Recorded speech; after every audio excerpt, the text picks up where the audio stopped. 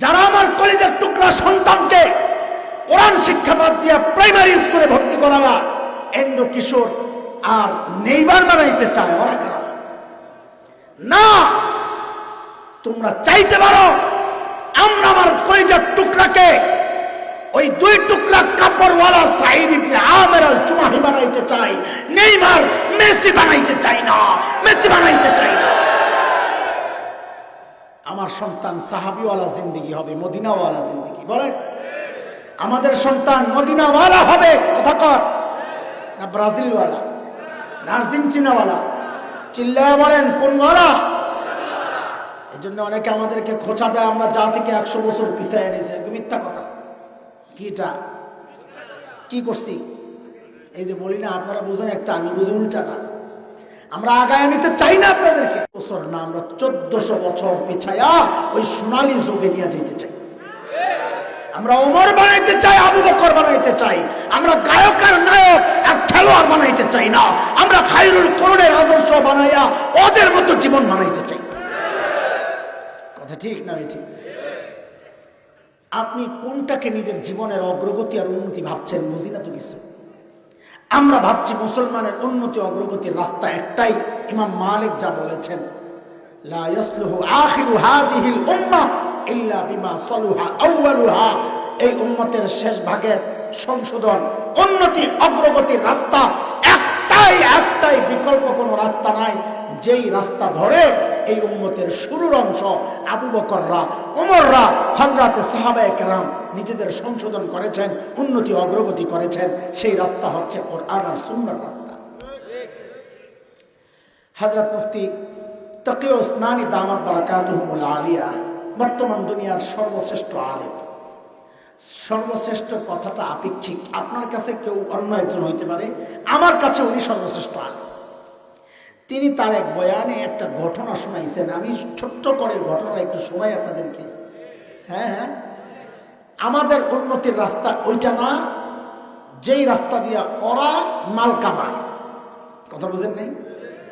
ওরা যে রাস্তা ধরে মাল কামায়, নায়কের মতো চেহারা বানায়, আমাদের উন্নতির রাস্তা ওইটা না। তো হযরত মুফতি তাকি ওসমানী ঘটনা শোনাইছেন। এক এলাকার, গোটা এলাকার মানুষ বোকা।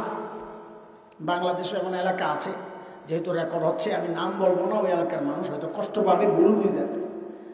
গোটা এলাকার মানুষ সর্বসোজা এমন থাকে। এমনই এক এলাকার এক ছেলে খেজুর গাছের উপরে উঠে গেছে। কই কথা বলে না? ওঠাটা খুব সোজা কাম। উপরে উপরে একেবারে মাথায়, সোজা না কঠিন? উঠছে তো উঠছে, ওনার নাম তারে না, কারণ নামাটা তো আরো কঠিন। ওঠার চেয়ে নামা কি? এখন উপরে বয়া বয়া কেমন কেমন করে নামতারে না। এলাকার মানুষও সব বোকা, নামাইতে পারে না। কেমনে নামাইব? এত বড় সংজ্ঞাও নাই। তো একজনে বুদ্ধি দিছে, রে পাশের এলাকার মানুষরা তো খুব চালাক, ওখান থেকে একজন রে ভাড়া করে আন। আচ্ছা, পাশের এলাকার মানুষ চালাক হইলে আর করতে হইব? বোকা এলাকায় যদি চালাক থাকে শূন্য, শূন্যর পাশের সংখ্যা কত? 1 না 10? 10 তো না। তো পাশের এলাকার মানুষ যদি চালাক হয় তো পয়েন্ট কত পাইব? 1 না 10? কদ্দুর আর চালাক। এলাকা থেকে একজন লইছে। কি হয়েছে ভাই? আরে ভাই উপরে উঠছে, নামতারে না, নামার ব্যবস্থা করো। ওইটা কোনো ব্যাপার? ইজি বিষয়। কেমনে কি? একটা বড় রশি আনো, লম্বা। তো রশি একটা আনছে, এখন কি করতাম? কইডারে খেজুর গাছের মাথায় রশিটা উঠাও। উঠাইছে এখন হ্যাঁ রে, কয়ডারে কোমরের মধ্যে শক্ত করে বাঁধতে। তো কোমরের মধ্যে শক্ত করে বাঁধছে। এখন আমি হ্যাঁ কোনো সময় একসাথে টান দিবা। তো যে হ্যাঁ করছে সবাই দিছে একসাথে টান। বেড়াই তো চিল্লা মিল্লা নিচে পইরা জাগাত শেষ। ওই যে বাজারে দেখছিস না, ইন্দুরের ওষুধ বেছে, জাগায় খায়, জাগায় ব্রেক, জাগায় শেষ। মানুষকে হাই করলা কেমন? মানুষটারে মেরে লেছো। ময়রা যে গেছে আমিও তো দেখতেছি। তো কি করলা? এটা কোন সিস্টেম? ময়রা কি বোঝাবো? আমি কি বুঝছিলাম? তো এইটা কোন বাবা বাপ? এটা তো আমরাও বুঝতেছি। আমার দোষ কি? আমি তো কয়দিন আগে আমার এলাকায় এইভাবে একজন রে বাঁচাইছি। কোমরে রশি বান্ধা একজন রে বাঁচাইছি। কারে বাঁচাইছ? কামগো এলাকায় একজন কুয়ায় পড়ে গেছে। কোন জায়গায়? কথা কয় না। কুয়া তো বুঝেন, টাঙ্কির মধ্যে, পুকুর না। কুয়া মানে কুয়া তো পুকুর না, আপনারা দেখেন না, অল্প জায়গা, অনেক গভীর। ওই জায়গায় পড়ে গেছিল তো, ওই রশি মাজার মধ্যে বাইন্দা এক করে টান দেওয়ার সময় মিলে উড়ে গেছে। হযরত মুফতি তকি ওসমানী কয়, দেহ দেহ মিয়া, কুয়ায় পড়া মানুষের মুক্তির রাস্তা, খেজুর গাছের উপরের ব্যক্তির মুক্তি আর বাঁচার রাস্তা কি এক? এক মনে করছে যারা, ওর কপালে কি আসছে? মৃত্যু আসছে কিনা? আরে ভাই, অমুসলিমরা তো ধ্বংসের গুহায় কুয়ায় পড়ে গেছে, তার উন্নতি অগ্রগতির রাস্তা একটা, ইয়ারফাইল্লাহুল্লাযীনা আমানু মিনকুম, ঈমানদারকে আল্লাহ মর্যাদার আসীন করেছেন উপরে, সম্মানের জায়গা রেখেছেন উপরে। তোমার উন্নতি অগ্রগতির রাস্তা ওটা না, তুমি যদি ওটা গ্রহণ করো তো তোমার কপালে দুর্গতি ছাড়া আর কিচ্ছু থাকবে না। তুমি কোন রাস্তা আমাদেরকে নিতে চাও দোস্ত? একজন আলেম, একজন মুহাদ্দিস মাদ্রাসা বিরোধী হইতে পারে, এটা আমরা বিশ্বাস করি না। তিনি বিরোধিতার জন্য বলেন নাই, সংশোধনের জন্য বলেছেন। কিন্তু দোস্ত, আপনি কেন বুঝেন না এইভাবে বলাটা মাদ্রাসা বিদ্বেষীদের জন্য চক্রান্তের রাস্তা খুলে দিবে? এটা কেন বুঝেন না? আমরা বুঝবো, আমরা বলবো, সংশোধন করব। আমরা আপন ভাই হিসাবে একজনের ত্রুটিগুলি আরেকজন সংশোধন করে দিব। হ্যাঁ, কিন্তু হযরত থানভী রাহমাতুল্লাহি আলাইহি হাদিসের ব্যাখ্যা দিয়েছেন, আল মুমিন মিরআতুল মুমিন, এক মুমিন আরেক মুমিনের আয়না। আয়না মানে আয়না যে চেহারা দেখে নিজেই দেখে, আরেকজনকে দেখে না। আয়না শুধু তাকেই দেখায়। আপনি যখন ভুল ধরবেন, অন্যজন যেন না জানে তাকে জানায়া দেন। আপনারা বলবেন, তা আপনারাও তো কতজনের প্রকাশ্যে সমালোচনা করেন। যখন আমরা দেখি প্রকাশ্যে আমাদের আকাবিরদের সমালোচনা হয়, আমরা ওই সমালোচনার প্রতিবাদ করি, সমালোচনা করি না। প্রতিবাদ এক জিনিস, গায়ে পড়ে ঝগড়া করা আরেক জিনিস। ভুল বুঝবেন না দোস্ত। আমি একটা আয়াত পড়েছিলাম, এই আয়াতের তর্জমা করে আমি শেষ করবো, কিন্তু আমার অনুরোধ হইল আয়াতের অর্থটা না পড়া পর্যন্ত আমরা কেউ উঠবো না ইনশাআল্লাহ। তাহলে আমার মনটা খারাপ হয়ে যাবে যে এতক্ষণ কথা বললাম, আয়াতটার তর্জমা না শুনিয়ে যেতেছে, যে আয়াতের ব্যাখ্যা এতক্ষণ দিলাম। আল্লাহ বলছেন, আয়াত হচ্ছে সূরা নূর। কোন সূরা? আয়াত নাম্বার 55, মনে আছে নি? আল্লাহ বলছেন, ওয়া'দাল্লাহু আল্লাযীনা আমানু মিনকুম ওয়া আমিলুস সালিহাত লায়াস্তাখলিফান্নাহুম ফিল আরদ কামা ইসতাখলাফাল্লাযীনা মিন ক্বাবলিহিম। আল আয়াত। পুরো আয়াতের তর্জমা লাগবে না, আমার এতটুকুই যথেষ্ট। আল্লাহ বলছেন, আমি ওয়াদা দিচ্ছি। কে দিচ্ছেন ওয়াদা? মাঝে মাঝে খেলাফ হয়, লগে লগে কয় না। আল্লাহর ওয়াদা একরকমই থাকে না, মাঝে মাঝে খেলাফ হয়। আল্লাহ বলছেন, আমি ওয়াদা দিচ্ছি। কাদেরকে? ঈমানদারদেরকে, এবং যারা নেক আমল করে, মানে যারা কোরআন সুন্নাহ দিয়া জীবনকে সাজায়, যারা কোরআন দিয়া জীবন বানায়, আমি ওদেরকে ওয়াদা দিচ্ছি। কি ওয়াদা?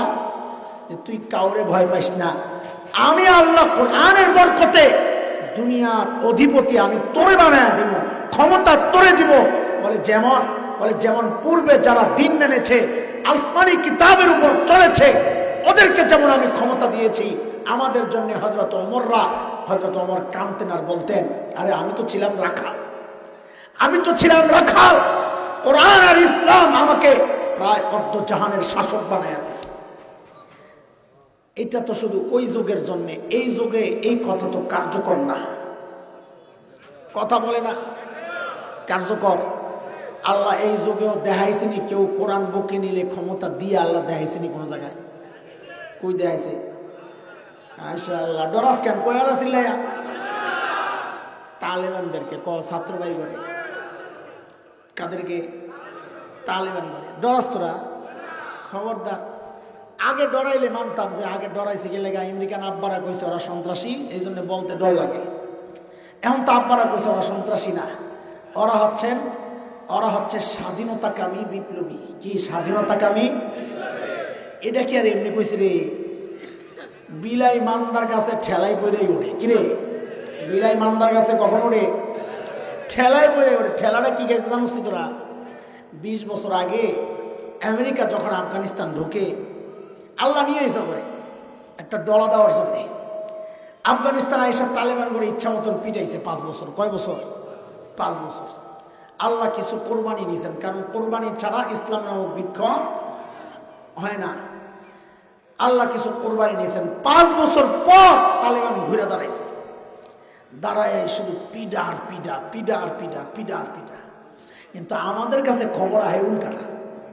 কারণ হচ্ছে নিউজ এজেন্সি যতগুলো সব ওদের পিডা খায়া নিউজ পাঠায়, পিডাই হোটেলিস খাইছে, পিডা খায়া কি বেড়ায় খবর। আমরা এতদিন জানছি তালেবান করে পিডাই মেরে নিতেছে, আরে কত দোয়া করছে আল্লাহ এটি আবার জাগায়। আসলে ঘটনা উল্টা। 5 বছর খাইয়া গত 15 বছর খালি পিটাইছে, খালি পিটাইছে, খালি পিটাইছে। ন্যাটো ওই ইউরোপিয়ান অঞ্চলের যারা শক্তিশালী যারা আসছিল একসাথে কয় ভাই আমরা জায়গা তুই থাক। কারে কয়? আমেরিকারে। আমরা জায়গা তুই থাক। আমেরিকা কিছু কইতেও পারে না, লড়তেও পারে না, সত্যি পারে না, মানুষই কইব কি? এইভাবে আইয়া পিঠা খাইয়া গেলে সারা দুনিয়ার মানুষ করবো তবু সত্যি কদ্দুর দেখে লাইছে, কিচ্ছু কয় না। যখন দেখছে সৈন্যরা আত্মহত্যা করা শুরু করছে, চাকরি ছেড়ে দেওয়া শুরু করছে, বউ যেতেছে কেন খাইছে। এই সুবিন্যস্ত শক্তিশালী একটা সেনাবাহিনী তসনস হয়ে যাবে, দৌড়ে যায় ধরছে কাতার। রে ভাই কোন রকম আমগরে একটু বাঁচাইয়া দে, সাইডা দে, মাকাইন্দা বাসি, আমরা একটু যাইতে যাই, আমগরে একটু যাওয়ার ব্যবস্থা করে দে। কাতার আসছে, তালেবান নেতাদের সাথে বসছে, কয়েরা মাফ চাইতেছে, ছাইরা দিয়ে বলতেছে একটু যাওয়ার রাস্তা করে দিতে বলতেছে। কি বলা যায়? তা মায়ের এখনো বাকি আছে, মানে না, বহুদিন বুঝাইছে, মায়ের এখনো কথা কয় না, মায়ের এখনো। শেষে কাতার জন ভালো করে ধরছে, আমি কি করবো, এরাও সহযোগিতা করে আর্থিকভাবে। কয় শর্ত আছে বসার জন্য। কি আছে? কি শর্ত? কই যে আমরা এতদিন সন্ত্রাসী কইছে, কান ধরে এটা অস্বীকার করতে। আমেরিকারে কইছে, কয় হেরা কি কয়? কয় কান ধরে, কয় আগের কথা অস্বীকার করো। কয় যা যা ধর লাগে ধরুক। কি কইতে কয়? কয় এখন এরা সন্ত্রাসী না। তো আমেরিকা কয় হ, তালেবান সন্ত্রাসী না, ওরা স্বাধীনতাকামী বিপ্লবী। সুবহানাল্লাহ। আল্লাহ কান ধরাইছিনি? কয়ে রে কান তো ধরছে, এখন আর সন্ত্রাসী কইব না। হ্যাঁ আরো রয়ে গেছে। বলে কি রয়ে গেছে? অস্ত্র যেরি আনছে একটাও নিতার না, জিগা রাজিনি। কয় এই কথা কয় হারা? কয় যেমনি আমরা জান্ডা লইয়া পালাইতে দিল, একবার অস্ত্র বাদ দে। কয় থাক, অস্ত্র পাইয়া গেছে। কয় এখন বল। কয় হ্যাঁ। আরো কি রয়েছে? কই রয়েছে আরো কত কিছু। কি রয়েছে কস না? কই যে বই বোঝে আমরা যা কোনো শুনতেইব। কয় যা কস। কয় কি কি? ওই যেখানে বইব এখানে কোনো ইংরেজি লেখাটা থাকতে পারবো না। দেখছেন নি কারবার? কি কয়? কোনো ইংরেজি লেখা টাকা? কয় তাও রাজি। আরো রয়ে গেছে। বলে কি? কালিমা খুচিত পতাকা লাগায় রাখো। তাও কবুল। আল্লাহু আকবার। আল্লাহ দেখা দিছে, ওয়াদাল্লাহুল্লাযীনা আমানু মিনকুম ওয়া আমিলুস সালিহাত লা ইস্তাখলিফান্নাহুম ফিল আরদ কামা ইস্তাখলাফাল্লাযীনা মিন ক্বাবলি। এখন সবাই তালেবানদেরকে পৌঁছে কয় ভাই মাফ করে দে। আর তুমি যায়া কয়দিন পৌঁছো আমেরিকারে, কয়দিন পৌঁছো চীন রে, কয়দিন পৌঁছো ভারতকে, কয়দিন রাশিয়াকে। যতদিন কোরআন ধরা ছাইরা দিবা ওই অমুসলিমদেরকে পুষতে পুষতে জীবন পার করবা। কোরআনকে বুকে জড়ায় আনো। কসম আল্লাহর, কসম আল্লাহর। আল্লাহ করে তালেবানদেরকে দিয়া দেখায়া দিছে ওই তালেবানদের কিচ্ছু নাই রে ভাই। আমি তো ওদের দিকে তাকাই আর হাসি। আমার হাতের দিকে তাকান, এই যে পায়জামা অবস্থা, একটা টাকুর উপরে কোনো রকম, আরেকটা হাঁটুর নিচে কোনো রকম বেয়া নাই। কোনো স্মার্ট হতো না, স্মার্ট বানাও হ্যাঁ করে না, মেসি বানাও দেহ বেটা হ্যাঁ কি অবস্থা নাই কোনো খবর। জামা ময়লা কবে ধুইছে মনে নাই, নতুন সিরা কাড়া জোড়া তালি। আহারে ভাঙ্গা একটা রাইফেল কান্দে।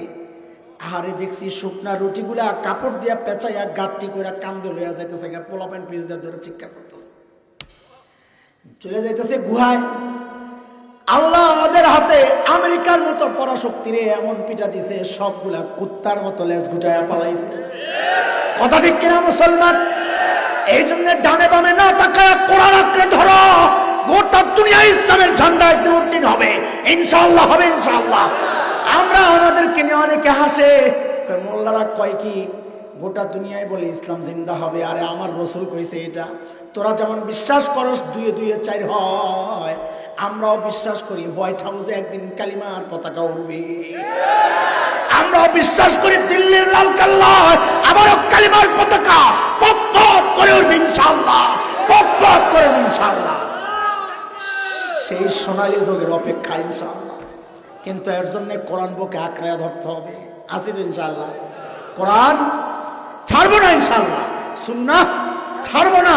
তো আল্লাহ তাআলা ওই নিয়ামতের মাধ্যমে বড় বড় আরবকে যেমন শ্রেষ্ঠ মানুষ বানায় দিছে, এই যুগেও যদি কেউ কোরআন সুন্নাহ আঁকড়ে ধরে আল্লাহ তাদেরকেও যুগের শ্রেষ্ঠ মানুষ বানায় দিবেন। ঠিক আছে ইনশাআল্লাহ। আল্লাহ তাআলা ওদের সবাইকে কোরআনওয়ালা বানায় দেন, সুন্নতের জিন্দেগি দান করেন। আল্লাহ তাআলা এই জামিয়া ইসলামিয়া ফয়জুল উলুম এই মাদ্রাসাকে আল্লাহ তাআলা দারুল উলুম দেওবন্দের মতো কবুল ও মঞ্জুর করে নেন। মাদ্রাসার শুরু থেকে আজ পর্যন্ত বিশেষ করে প্রতিষ্ঠাতা মুহতামিম যিনি ছিলেন হযরতের শ্বশুর